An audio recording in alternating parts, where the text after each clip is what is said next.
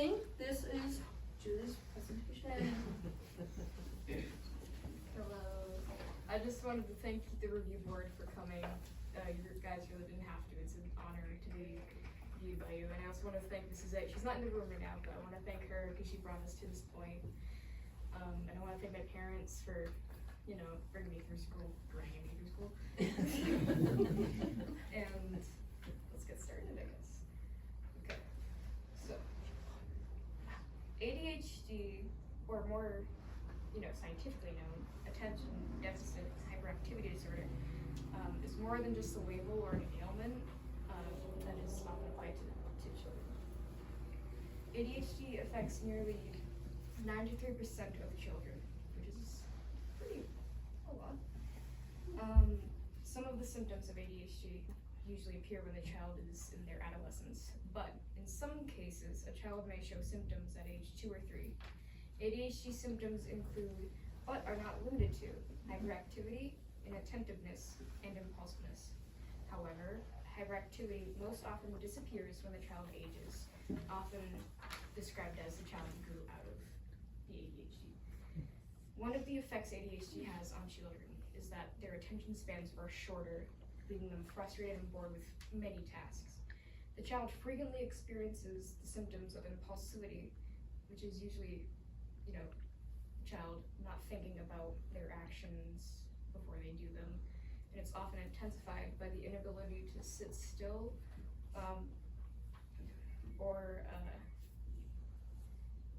and their motor skills are an issue, which includes cutting with scissors, folding, or handwriting.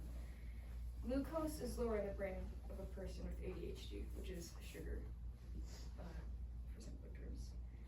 The causes of this ailment is unknown, but some speculate and have theories that it's caused by either lower neurotransmitters, and others suggest that it's part wound conditions or toxins being exposed to the child, or brain trauma in the womb. Doctors in the DSM-5 diagnose a child, and the DSM-5 is Diagnostic and Statistical Manual of Mental Disorders. 6 symptoms must be present to diagnose a child. The 3 types of symptoms are inattentiveness, impulsiveness, and hyperactivity.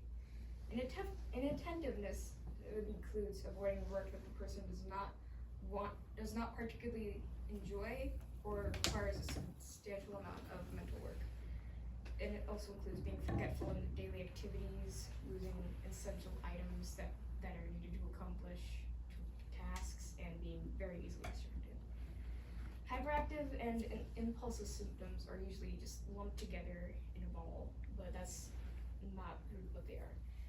Hyperactivity and impulsiveness, they're the main symptoms of ADHD, and they include the inability to sit still for long periods, always moving, and talking excessively. The child is also frequently described as being motor-driven.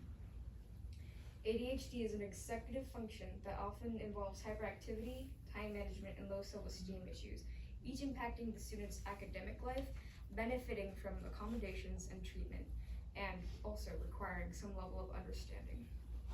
The symptoms and responses to ADHD include,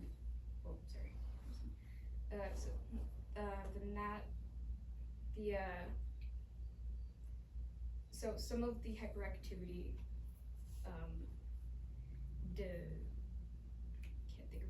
some of the hyperactivity side effects, those are under stimulation, and how to accommodate those are fidget toys. So with all the different symptoms of ADHD, nearly everyone believes that children with this disability are just hyperactive and not putting in the effort. Sitting still and in one place for a long time is understimulating for a person with ADHD, causing the child to reach in touch what seems like everything in sight. So many suggest doing something with their hands or the use of fidget toys. The fidget toys vary from squeeze balls or something to pull at, or something that the child can chew. But the fidget toys can also be very distracting to the child. How the educator responds to these symptoms is very important. Some of the teachers are implementing a method that lets the children move freely around the classroom, and it lets the children work at different stations. Children with ADHD struggle with transitions to different subjects as well. Researchers do suggest that the teachers give their students a few minutes to receive instructions and smoothen the transition into the following subject. Frequent breaks are also an excellent way to let children with ADHD rewind their brains and prepare for the next lesson. So in addition to breaks, teachers should have frequent times when they catch up on how the child is doing, which would probably be taking the child aside, asking them questions about what they were just doing, all that. If a group assignment is in progress, the teacher should ensure that the child is prepared and equipped with all the tools that the child needed for the project. Now, some medications for the hyperactivity. Medications can also help with hyperactivity. Although various medications can help those suffering with ADHD in general ways, doctors prescribe specific medications to help in particular areas. For hyperactivity, doctors may prescribe methylphenidate, which is a stimulant kind of medication. An additional and important consideration is also that young girls with ADHD are not diagnosed as often. The main reason for this being that these girls are frequently not outwardly hyperactivity, meaning that they aren't, bouncing off the walls kind of crazy as you see some boys, and that also is the stereotypical signs of ADHD. But in this situation, a girl might have hyperactivity going on inside of her brain, and that results in her losing focus and missing crucial information on all the things happening in class. Some faulty responses that the adults might have towards these children. Adults may not understand the children when they are presenting hyperactivity, often being unhelpful in the methods with dealing with the symptoms. The methods of dealing with the symptoms could include taking fidget toys away or telling the child to stop very harshly and with a raised voice. This response can leave the child confused and even more out of focus. Now, the Bible teaches us the value of patience, which adults must have when faced with hyperactive child. One such verse in the Bible is 1 Corinthians 13:4, which is the all-famous verse, "Love is patient, love is kind." The teachers and adults should be patient with the children, as this is how God tells them that they are loved. Time management is another symptom of ADHD. Time management is another struggle that these children have. These children have a warped sense of time.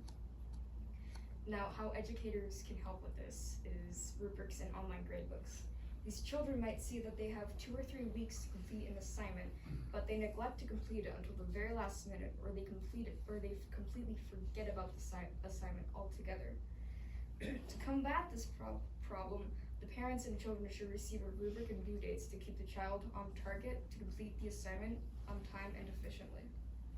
Online gradebooks are another option to help combat this symptom, but a drawback to this is that the teachers might not update the gradebook frequently, or they just don't update the gradebook at all, which is not good for the child, or anyone for that matter.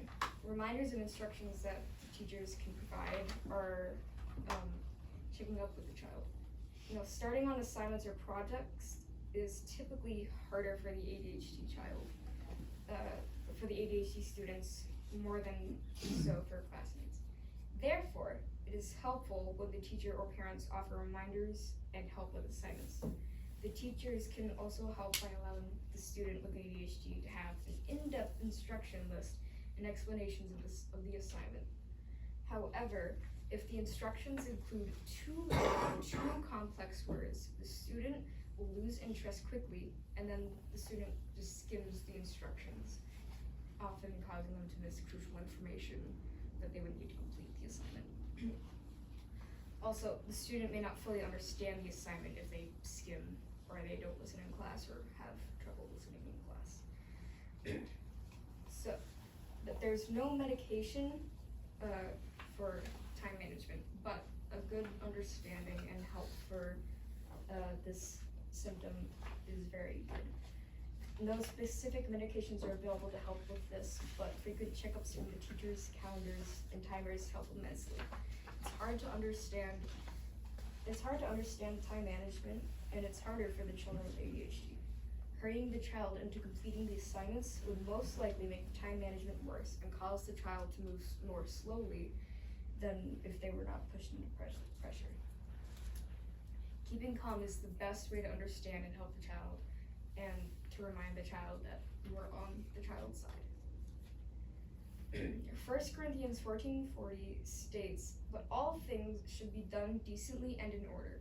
This verse can remind teachers that the way this child's brain works is a kind of order that makes it so he or she may need more time to do his or her best work. Proverbs 5:5 is also a helpful message. It encourages those involved with the upbringing of children to train up a child the way he should go.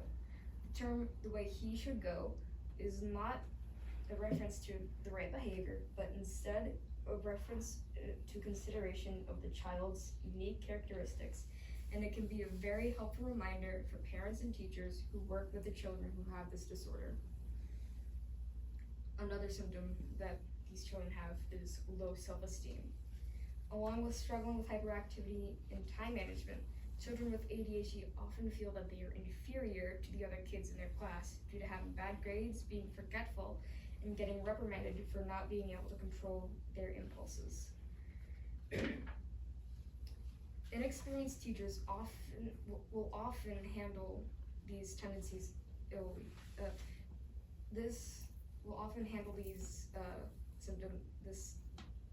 Responses poorly. They often punish the child for something that they do not understand. This method of redirection leaves the child confused and with a plummeting self-esteem, which can lead to the child's having self-deprecating thoughts under higher stress. If the child has the symptoms of ADHD that do not appear outwardly, the teacher might put unnecessary pressure on the child to hurry up the process of completing an assignment or task that would take a different child less time to complete, thus causing the child to compare themselves to the other children in the class. The student may zone out in class and will panic when called upon. The student may freeze, not knowing how to answer or what the answer to the question is, even if deep down they do understand and know how to find the right answer. If a teacher becomes frustrated with the child who volunteers to answer a question but does not give the correct answer, he may become more hesitant than other students to answer another question confidently. The stress of having low self-worth and competing with peers is highly damaging for a child in the early developing years and could lead to worsening mental health in the future.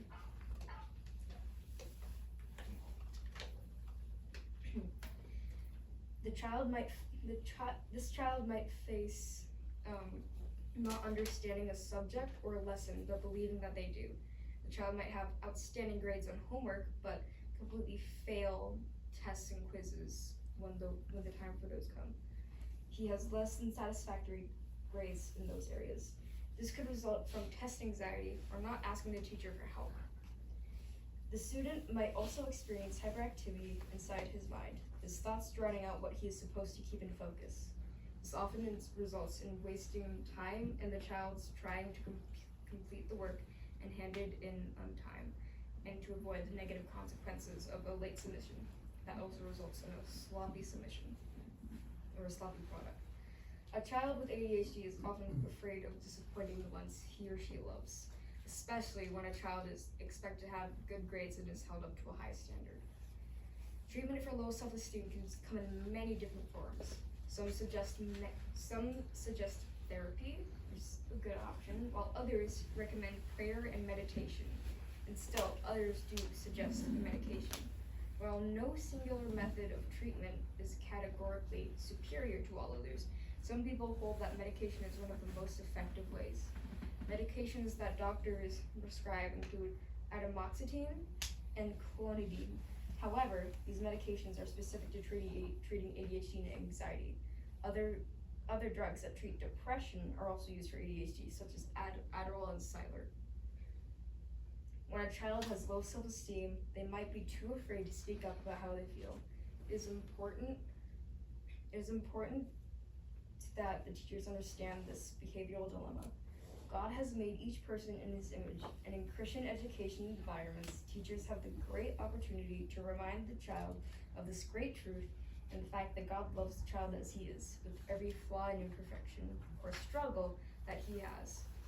The Bible tells everyone that Jesus died on the cross for them, and that God loves them unconditionally without ceasing. The teachers and adults might remind the child that God loves him and that all of his teachers love him as well and want to help him. The Bible teaches that the works of his hands are faithful and just, and that all humans are fearfully and wonderfully made in the image of God. Psalm 111:7, Psalm 139:14, and Genesis 1:26 are good verses that remind you of that. And a reminder of this true fact is sometimes the best medicine in the world. In conclusion, ADHD is complicated and confusing executive disorder that involves struggles with hyperactivity, time management, and low self-esteem.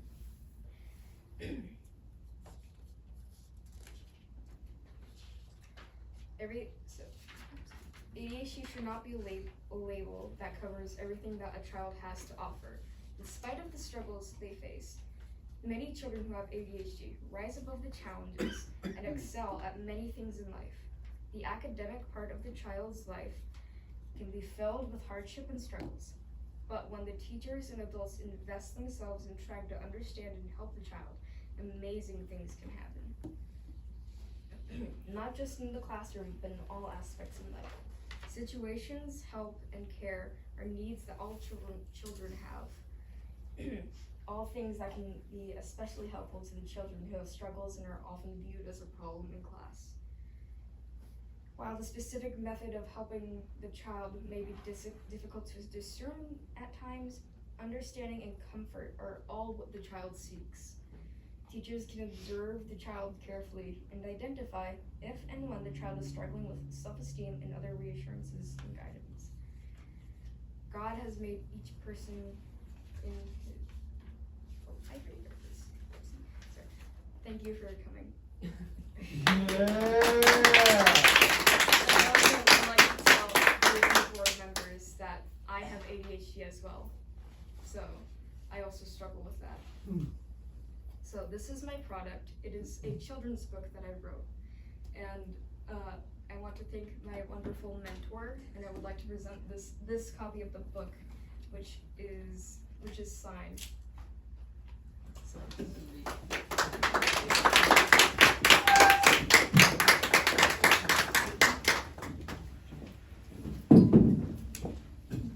Okay, so I wrote this book and I did all of the drawings in this book. It took a long time. It's procrastination. So I will pass this around. You can flip through it and read it.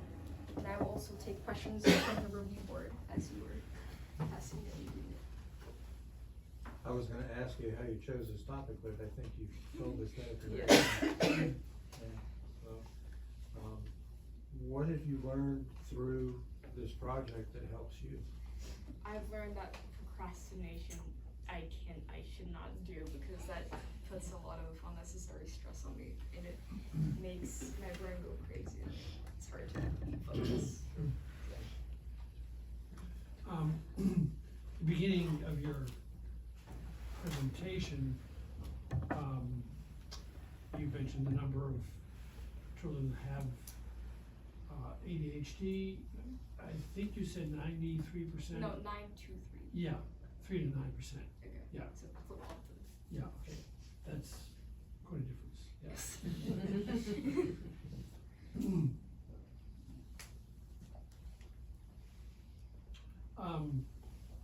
I thought it was interesting that one of the medications to treat hyperactivity was a stimulant. Yeah. So sometimes the brain is understimulated and it needs stimulant to, wake up a bit and help it focus. Yeah, you'd think just the opposite. Yeah. Yeah.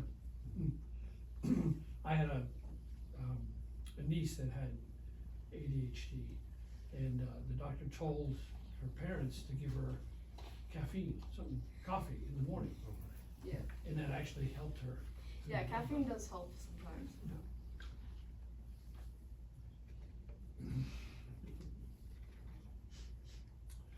So, growing up in the fifties and sixties, you never heard of things like this. You know, now there are a number of young people that are diagnosed. Is it that an awareness of it, or is it more prevalent now? Thank you for the question. I'm not, that did not really cover my research, but I would have to guess that it wasn't really talked about all that much No. back then. But some of the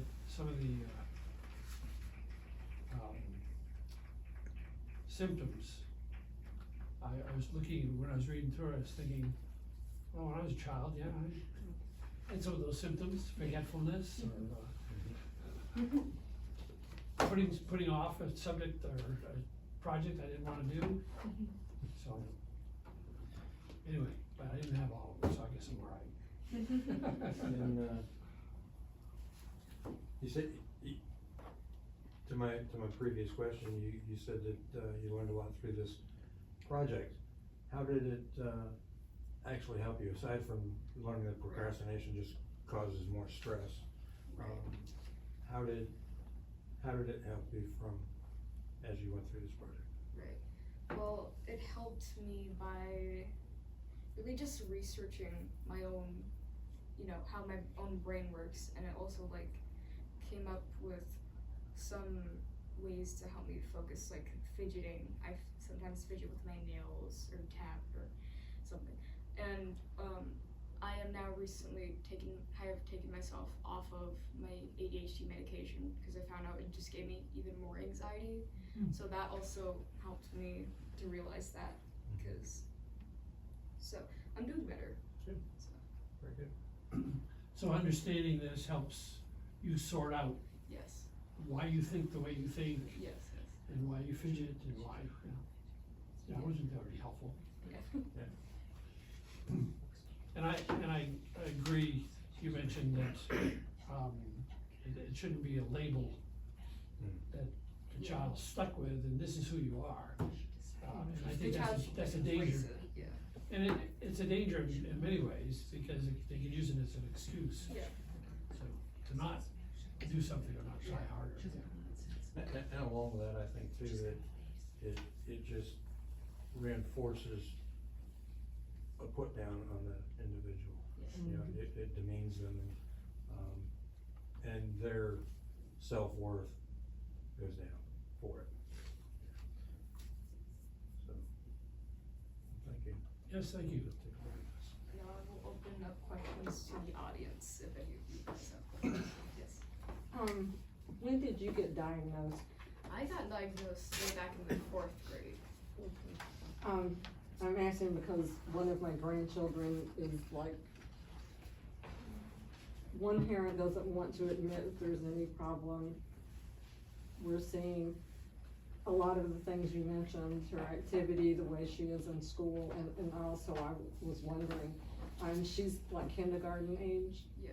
You can get diagnosed way earlier than 4th grade. I think 4th grade is a little bit late to be diagnosed. Who diagnosed you? A Um, general physician, was- or did you go to a specific? my mom in the back could answer, because I don't remember quite who, I don't think it was a We went physician. to a special school. Okay, a specialist. It was a counselor. Mhm. Yeah, specialized in, I didn't realize it at the time, but ADHD. And I actually took my son because he was crazy, and they diagnosed her, and I couldn't believe it. And the son was fine. Also, Oh, I- no. I He's wrote- good. I wrote No. He's never been ADHD fine and still isn't, pictures. but. I have more screws loose on her, trust me. It was by the grace of God, let me put it that way, because she was diagnosed. There's no other way to put it. And they're both. I'm sorry. People.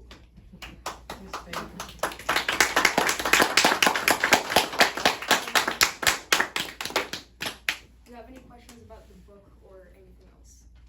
Can I see the book? Yes, you can pass it around the, Beginning grade. Oh, I've Pass it read around that the room. multiple times already. Are you gonna publish the book?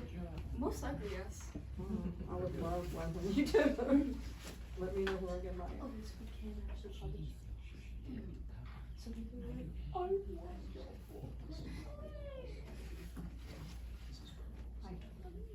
So I'm her mentor, and I am a published author and illustrator, and I think this book would help a lot of children. yes. And I'm pushing her to get it professionally edited and sent it off to publishers, cause I think it's got a great message. I think my granddaughter would just love this.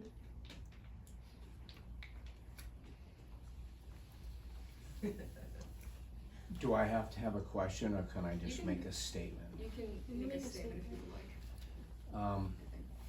I was Julie's Bible teacher in 10th grade, and Still I is. am now her Bible teacher in 12th grade and speech teacher.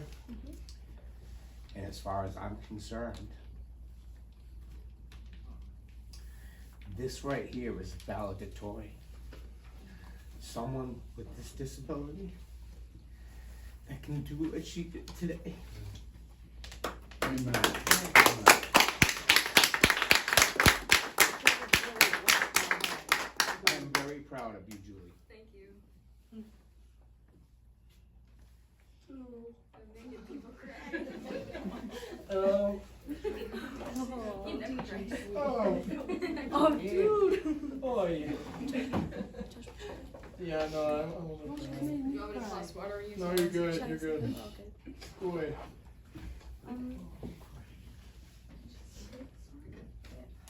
I think we're all done. Give a warm hand to Julie. Before you guys can escape scurry on your merry way and get some dessert.